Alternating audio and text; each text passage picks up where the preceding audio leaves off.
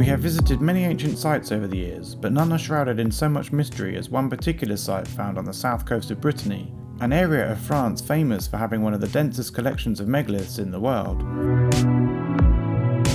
Unlike most types of megalithic structure which are found scattered across the face of the planet, stone rows are not such a globally abundant feature, but they are found in numerous places in France and the UK. They are usually associated with stone circles such as the avenues running up to the monument in Carnac on an island of Scotland, or the West Kent Avenue which leads up to the world's largest stone circle in Avebury.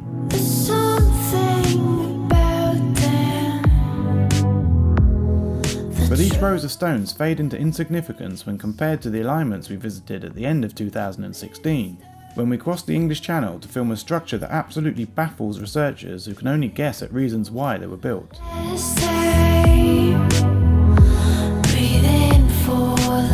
So, this is Carnac.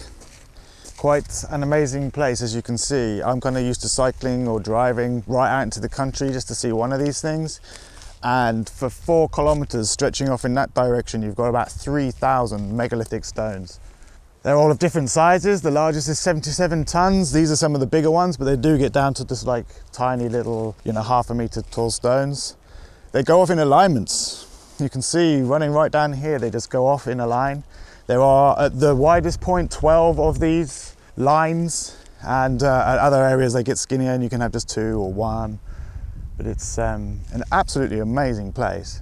Probably one of the best megalithic sites you can see. What could be better? This makes Stonehenge look like nothing. So we're at the end that's called Menhirs. There are 3 regions where they still have lots of stones. We're at the westerly end. This is one of the interesting stones that's talked about by people online. You can see it's obviously been carved, it's on its side. At this end there's supposed to be an egg-shaped circle that goes around these houses here. And there's also 3 stones here which are slightly twisted, so they are facing east-west. So as you go towards this other end of the alignment, you can probably see it right down the end there. There is another stone circle, and there's also dolmen and other standing stones just off the alignment in this whole area, and some tumulus. So it's a massive megalithic complex. It's not just the alignments on their own. These stones on the floor, I never noticed these either. I didn't notice.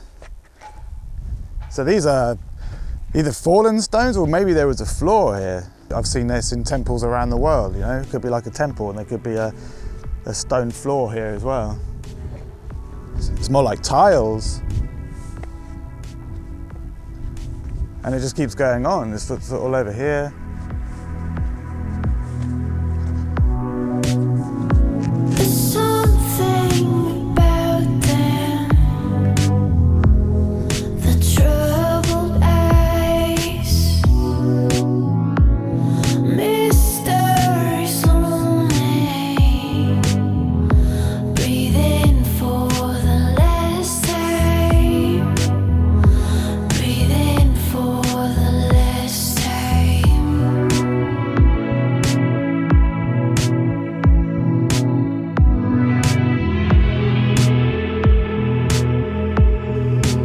Here I think you can see how deliberate they have been with the choosing of the size of the stones, the layout obviously, but you've got a load of rows of small ones and then all of a sudden a gigantic one, and this one also looks like it's been shaped.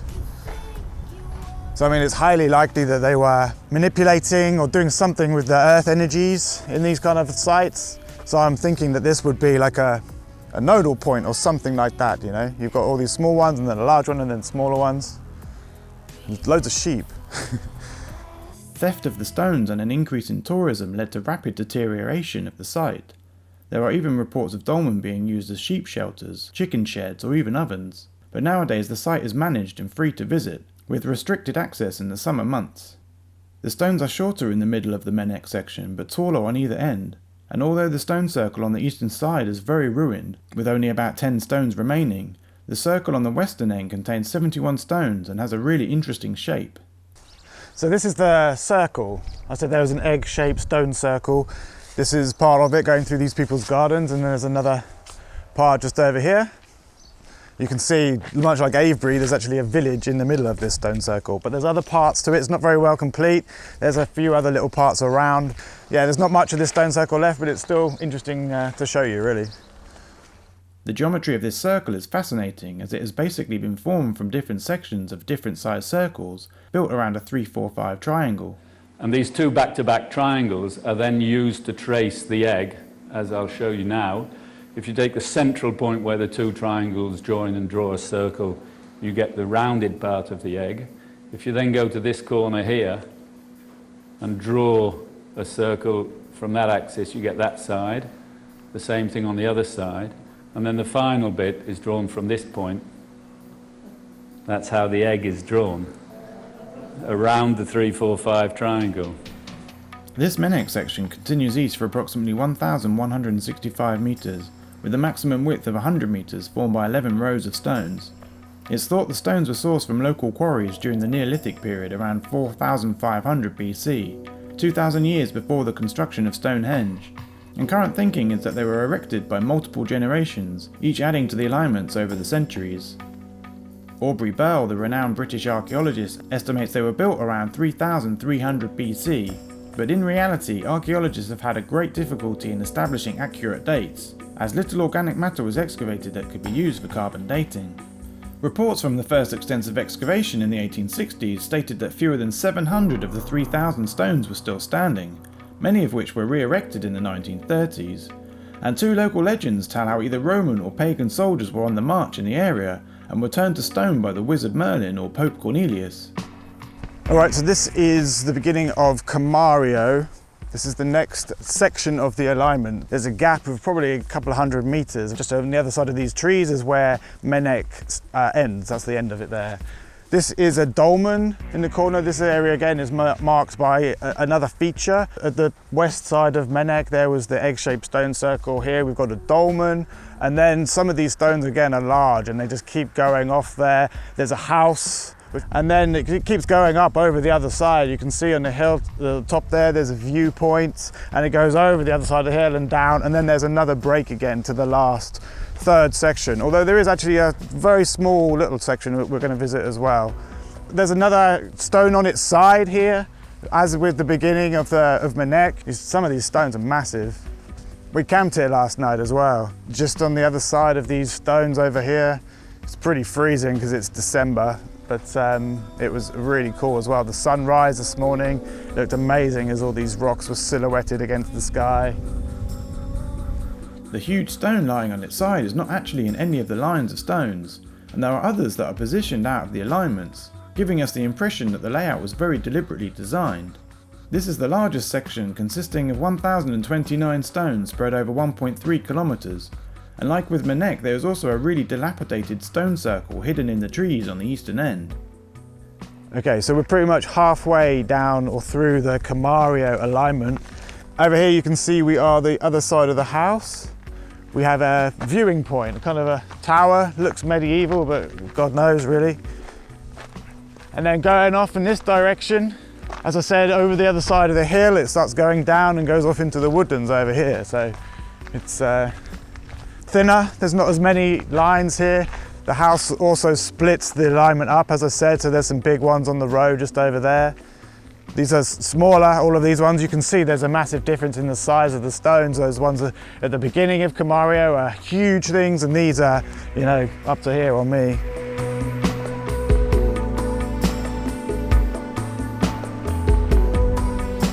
So you can see heading off into the woods in this direction. That's going east, and then to the west.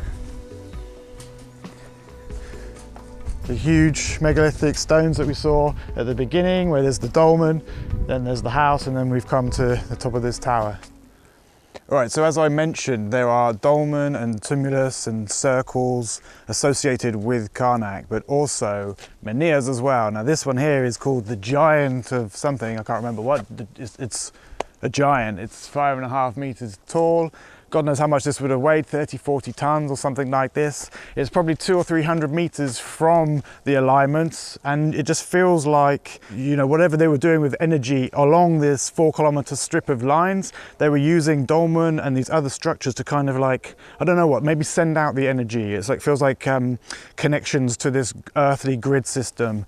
The tumulus of St. Michael is famous because it links to Saint Michel, the amazing structure they have there, and the St. Michael's ley line with all the churches on top of hills. So definitely Carnac has to be connected, I think, to places around the world. The tumulus of St. Michael is 125 by 60 metres and was built from 67,000 tonnes of stone between 5000 and 3400 BC. Officially thought to be a tomb for the ruling class due to the discovery of stone chests, pottery and jewellery. It is connected via a ley line to Mont Saint-Michel on the northern coastline of France, which itself is linked to St. Michael's Mount in England and Skellig Michael in Ireland. These ley lines connect many of the ancient monuments on the planet, as well as numerous earth chakras or sacred sites, via an amazing global grid system which we're only just beginning to understand in recent times. Right next to the giant menhir are remains of a smaller tumulus only 37 metres long and between 7 and 10 metres wide. Nowadays only the skeleton still stands looking like a large rectangle of stones. While we were there we met one of the locals who insisted on telling us tales and probably chatted for about 15 minutes on camera. He's saying how there's a girl and a boy came here and they saw a kind of an arc of light, like a rainbow. C'est vous que j'ai vu tout à l'heure là-bas. Hein? C'est vous que j'ai vu tout à l'heure. Tout à l'heure. Ah oui. Ben, vous venez, vous me tirez une photo avec mon appareil là et puis c'est tout. Ah oui, d'accord. He wants us to take a photo of him next to this stone. On verra bien, mais parce que. Là, comme ça? Oui, il y avait une lumière par-dessus qu'elle n'a pas vue elle. On la voyait que sur la photo. Oh, on the photo? Oui. Sur... Ah, okay. So it's maybe like an orb or something. Like it was took a photo and there was an arc on top. Le soleil, c'est ici. Oui, bon, reprends-en une, je vais enlever mon chapeau, c'est tout. Oh, okay. Now without the hat. C'est une vaste connerie. So he's talking about telluric energies and how they put the churches on certain lines to use the energy. J'aurais voulu voir si ça... The Manio structures sit on the north of the alignments, while the St. Michael's tumulus and another smaller version are found on the southern side. Okay, so through the secret doorway, we have quite a cool site that we wanted to film. It's just off the alignment towards the end of the 4 kilometers. It's meant to be a dolmen or tumulus, but it's really cool because it's basically a bit of everything really. There's a tumulus with a huge dolmen inside it. There's a standing stone on top of the structure. And there's also a kind of semicircle or half circle of stones around the outside as well. So we've kind of got all of the megalithic kind of structures here. So it's a site we liked very much.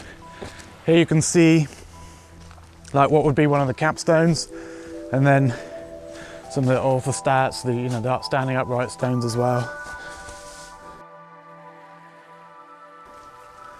So as you can see inside, it's basically like a tomb or kind of a dolmen as well. You see dolmens like this, these massive upright stones and then a big capstone. There's probably 5-6 capstones, and then around the outside here, probably in total, probably 30 standing upright stones. It's got some more modern day brickwork here. This was probably some kind of structure built out of the larger stones, and then it's been adapted and changed over the years. But this could also be from 50 years ago, because the French heavily reconstruct all of their sites, but they would have probably reconstructed it to how it was 5,000 years ago. So, in the large chamber, numerous artifacts were found, such as axes, teeth, beads and pearls. But again, whether these were belongings of the builders or later inhabitants, it is almost impossible to know. We went back to the alignments to see another collection of 555 stones divided over 13 lines, again with the stone circle, although this one has less than 40 stones remaining. Okay, so this is the west end of the third alignment. It's called Carnac. You can see for about 200 meters, maybe a little bit more off into the distance there, there's another alignment or set of alignments that go on for, well, basically to all that house is. Then it comes to this point where there's a definite stop. You've got this like wall of stones basically. They're much more compact here. And then there's this huge gap, and it looks like a circle would have been formed here. It's funny to see as well how there are no trees growing here for some reason. There's wood all around, but it stops, and in this part here there's just one tree. And we wonder if that's something to do with the manipulation of energy, or maybe there's a reason for that. The stones range from 80 centimetres to 4 metres tall, with the larger examples at the end where the stone circle and the row of touching stones are found. Approximately 300 metres past the eastern end of this section is another smaller collection of stones, which is often forgotten by visitors. These moss-covered stones hidden in the forest follow a gentle curve through the trees, with only 4 or 5 lines at the widest point.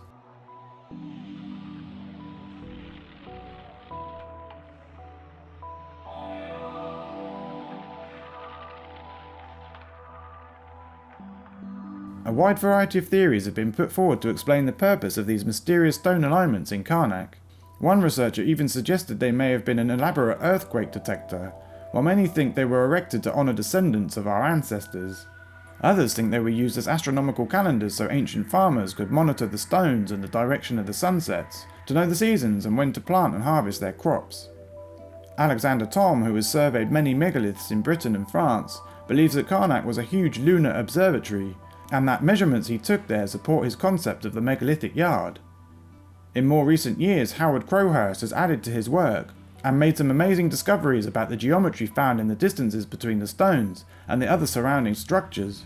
What I'd just like to say here is I'll be saying some things about geometry, which in fact I don't think people know about, and what I'd like to say is that these geometrical ideas are not ideas that I knew about and then adapted to the megalithic sites. They're in fact ideas that I've discovered from studying the megalithic sites. So I've learnt this from the megalithic sites. If I take the corner of that septuple square, the southern part here, and this central table stone, I can then draw a triple square here which links the centre of Thom's egg through the table stone and through this corner here on a triple square.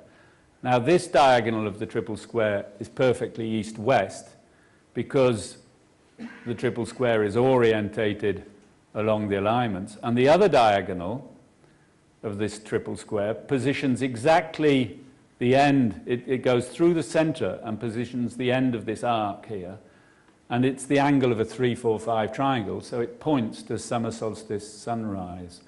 Now, to get back to this geometry I showed you earlier with the triple square, with its diagonal, and then the sevenfold square placed on it to give the diagonal of the double square, look what happens when you superpose the lemenic alignments on that scheme. In fact, what you see quite clearly is these lines go down the diagonal of the septuple square, whereas these lines go along the side of the septuple square. So the structure we saw at the beginning here, using the septuple square and the double square, is in fact used on a massive scale. And what's important to realize is that this is perfectly positioned with respect to north. So we're talking about a perfect positioning to 1/100th of a degree with respect to geographic north. Of course, we have absolutely no idea how anybody could have done something like that in 4500 BC. So that gives you 900 meters from the top of the cromlech to the bottom of the tumulus. And as you can see here, you've got 900 meters from that line to this line, 450 here. From here to the Carnac dolmen here, you've got another 450 meters. You've got 900 here. So in fact, you've got a double square there, a double square here, and a double square there, all exactly the same size. And the measurements here come off the satellite program, and you can see the diagonal 1007, 1007, 1007. The diagonal then proves the exact relationship. So you can see that there was an enormous structure going on in the landscape here, where this geometry, which we saw on a small scale here, was then developed on a much bigger scale in the whole of the Carnac landscape, using tumulus, cromlech, the alignments. Now, This was just a few clips to try and whet your appetite, but the whole film is a must-watch to fully appreciate how complex the positioning of the Carnac stones really was. So it's probable that the ancient builders of Carnac and its surrounding structures were highly intelligent and used some forms of technology, and that they were part of the same civilization that created the Baghdad Battery, the drill holes in Peru, or some of the other highly accurate rock sculpting found around the world. The same civilization who also carved geoglyphs in the desert for beings to see from the sky, or flew flying objects such as the Vimanas written about in the Vedic texts, or some of the shuttle-looking craft discussed by Klaus Donner, modern models of which are aerodynamic and can actually fly. It is the sheer size of some of the stones that the ancients transported and erected that amazes us, which is why we had to visit a site just 12 kilometers from Carnac, which some suggest was linked to the alignments as part of the astronomical observatory. So this is a standing stone. It's massive. It was supposed to have been about 20 meters tall when it was in its heyday, when it was first erected. You can see it's broken into 4 different pieces. The largest piece here is bigger than any standing stone I've ever seen. You can see it's probably 8 meters, 9 meters or something. That would be bigger than any standing stone I've seen, but that's just a quarter of it. Well, not really, because there's smaller pieces, but anyway, this is a massive thing. It's 350 tons, they reckon this was. And that's like the size of 3.5 747s, you know, like that's a really significant weight for these people to have been shifting around. You can see behind there's a cairn. There's like a huge dolmen structure, and you can see that's there. And this isn't the largest, this is 350 tons, but there's been some standing stones found in places like Baalbek in Lebanon that were 1,200 tons. Same in Egypt as well. There's one at Aswan, which was, you know, probably in terms of weight, 3 times the size of this one, even a little bit more. So pretty amazing. We visited a huge dolmen nearby with a 10-meter long passage, 2 oval chambers and 10 or 11 capstones, all enclosed within a mound. One of the capstones is massive, although a lot of restoration has been carried out, with the use of numerous concrete slabs and pieces of megaliths brought from other sites, so it's hard to know how close the current structure is to the original. So this is a massive, massive dolmen we're inside now. This capstone above me is absolutely humongous. It goes from about 5 meters from behind where Jay's holding the camera to here. So that's got to be like 8 meters, 9 meters in length. And then it's at the widest point, probably 5 meters. This capstone's got to weigh, I wouldn't like to guess really. It'd be an absolute guess, but probably 70 tons. 90 tons, something God knows. There was also another even longer dolmen on the coast a couple of kilometers away that had some pretty interesting carvings on some of the rocks inside. Yeah, so this is really much more like a long barrow than the dolmen, isn't it? Yes. I mean, they're more or less the same thing, but one is just kind of long and covered in earth. This one hasn't got much earth around it, but it's got like a small brick wall around it. It looks old also. But this is probably, like with a lot of these sites, been used at different ages. You know, like the dolmen builders and the tomb builders did it a long time ago, and then more recently these guys who built with the smaller blocks have come along and adapted them for their needs at the time. This is a cool place. I like it. This is a common observation when you look at ancient sites around the world. Large megalithic blocks with smaller rocks used to adapt the structures at a later date.